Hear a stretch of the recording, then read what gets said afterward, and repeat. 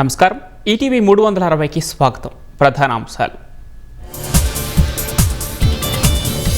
బ్యాంకాక్లోని పబ్లో భారీ అగ్ని ప్రమాదం. మంటల్లో 27 మంది సజీవ దహనం.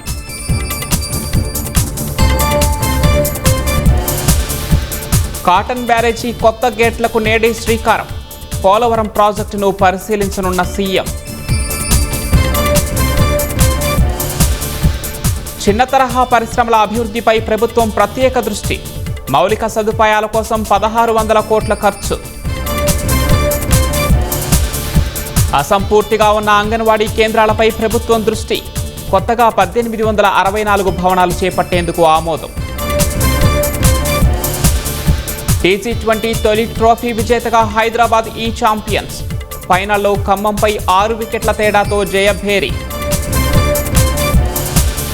ప్రతిభావంతులకు పైకి తీసుకురావటమే లక్ష్యమన్న ఈ ఛాంపియన్స్ యాజమాన్యం. మిగతా ఆటలను ప్రోత్సహిస్తున్నట్టు వెల్లడి. వింబుల్డన్ టైటిల్ను నిలబెట్టుకున్న యానిక్ సిన్నర్. తుది పోరులో జ్వెరవ్పై జయభేరి.